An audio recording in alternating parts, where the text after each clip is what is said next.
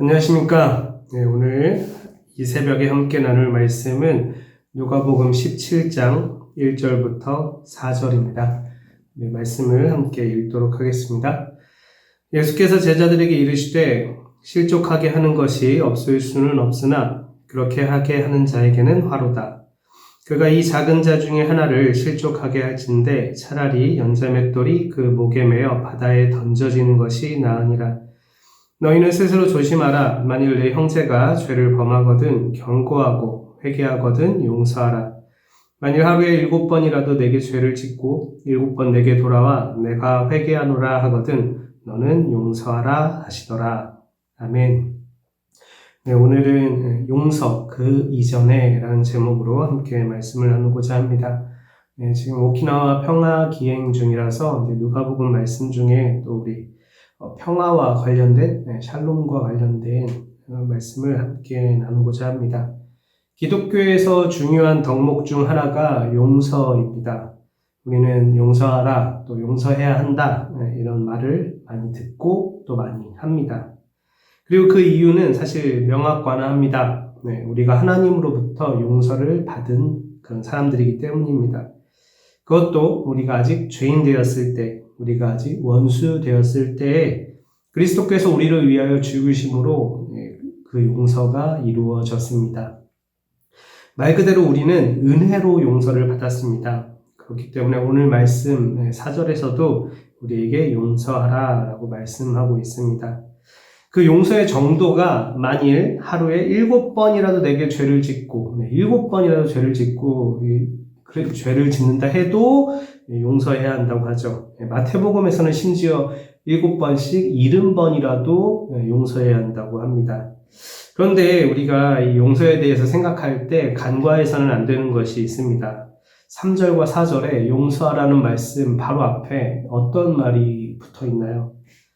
회개하거든 이라는 말입니다.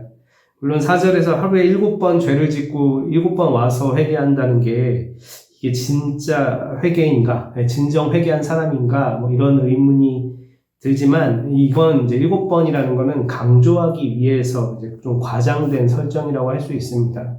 그만큼 용서해야 하고 용서를 품어야 한다는 말이죠. 근데 중요한 것은 그 앞에 있는 말, 회개하거든 이라는 말입니다. 사실 회개하지 않는 사람, 아니 자기의 죄를 인정조차 안 하는 사람, 죄의식이 전혀 없는 사람을 우리가 용서할 수 있을까요? 그리고 그 용서라는 게 그 사람을 용서한다 한들 그 용서가 과연 의미가 있을까? 그냥 내 마음 편한 거 말고는 아무 의미가 없을 것 같습니다. 중요한 건 적어도 그 죄를 범한 사람이 자신의 죄를 죄로 인식하고 또 인정하고 그 죄에 대해 뉘우치고 자신이 그 죄를 범한 상대방에게 와서 사과하고 용서를 구해야 한다는 것입니다. 영화 미량 되게 유명하죠. 어떤 사람들은 그게 반기독교다 이런 얘기를 하는데 그 영화에서 이미 자기 스스로 용서를 받았고 또 그렇게 편안한 표정으로 자기가 죽인 아이의 어머니를 대하는 그 사람을 우리가 볼 때 이 사람이 정말로 회개했다라고 생각하는 사람은 사실 아무도 없을 겁니다. 아이의 어머니는 그를 용서할 수 없었습니다. 왜냐하면 그냥 진짜 미워서 용서를 못하는 게 아니라 용서를 하려고 갔잖아요. 용서할 수 없었던 이유는 그 사람이 자기 스스로 이미 나는 용서받았다. 나는 용서받았기 때문에 더 이상 용서받을 게 없다라고 그렇게 주장했기 때문입니다. 자신이 죄인이라고 인정하지 않는 사람, 그러므로 예수 그리스도의 속죄가 필요하다고 생각하지 않는 사람, 예수 그리스도의 십자가 대속의 그 죽음의 가치를 알지 못하고 받지도 못하는 사람, 그런 사람을 하나님이 구원을 하실 수 있을까요? 아니, 그런 사람이 구원받을 수 있을까요? 그럴 수 없을 겁니다. 자신이 죄인이라는 걸 인정하고 그렇기 때문에 예수님이 필요하다고 그 죄를 회개하고 예수님께로 나오는 사람이 구원을 받겠죠. 그래서 오늘 말씀에 용서하라라는 명령 안에는 그 전에 죄를 뉘우치고 회개해야 한다는 교훈이 함께 들어 있습니다. 근데 그게 끝이 아닙니다. 용서 전에 먼저 3절에서 형제가 죄를 범할 때 경고하라고 말씀하고 있습니다. 죄를 용서해 주는 것보다 더 우선되어야 할 것은 죄를 범하지 않도록 경고하고 죄에 대해 경계할 수 있게 도와주어야 한다는 것이죠. 물론 이 경계를 받는 사람의 입장에서는 기분이 나쁘고 또 부끄러울 수 있습니다. 그렇지만 죄를 범하고 용서를 구하는 것보다 죄를 범하지 않는 것이 더 낫겠죠. 그래서 사실 그 앞서 1, 2절에서는 더 앞선 것이 있어요. 죄를 경계하는 것보다 더 앞선 것. 형제를 실족하게 하는 죄를 범하지 말라고 말하고 있습니다. 단지 그 죄뿐이겠습니까? 우리가 다른 사람에게 죄를 범하는 그 모든 범죄 행위들, 죄악된 행동들, 죄악된 말들, 그 모든 것들에 대해서 예수님은 경계하고 경고하고 계십니다.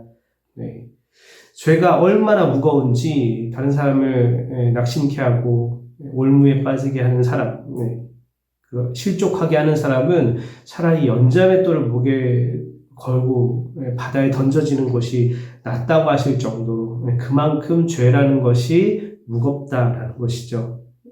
그렇기 때문에 우리는 용서를 이야기하기 전에 죄를 무겁게 여기고 범하지 않는 것, 또 죄에 대해 경계하고 그렇게 죄를 범하지 않도록 서로를 주 안에서 붙잡아 주는 것이 더 중요하다 할 수 있습니다.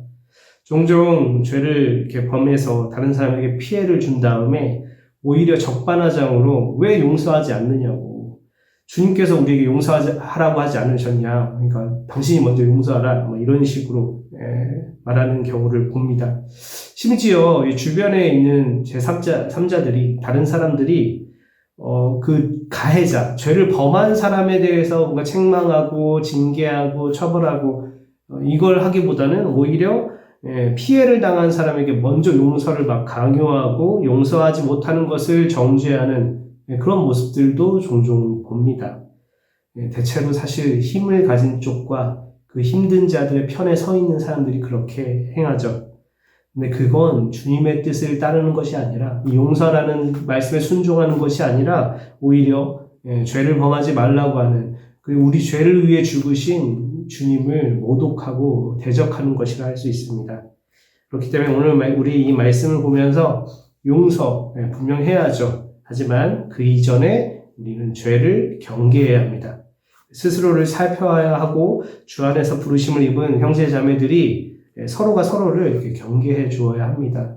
세상 가운데 우리가 죄를 범하게 될 일도 많고요. 죄와 싸워야 하는 삶을 살고 있죠. 우리 교회 안에서 형제 자매들이 그 죄와 싸우고 있는 사람들, 우리 모두가 그렇게 싸우고 있죠. 서로가 서로를 싸워 이길 수 있도록 격려해주고 죄에 빠지지 않도록 도와주고 기도해주고 말씀으로 때로는 서로를 교훈해 주어야 합니다. 그것보다 또 더 중요한 게 있죠. 선을 행할 때는 서로 그 선을 행할 수 있도록, 오히려 죄를 범하지 않는 것보다 선을 행할 수 있도록 서로 격려해주고, 그런 것들이 성도의 교제에서 정말 중요한 한 부분을 차지합니다.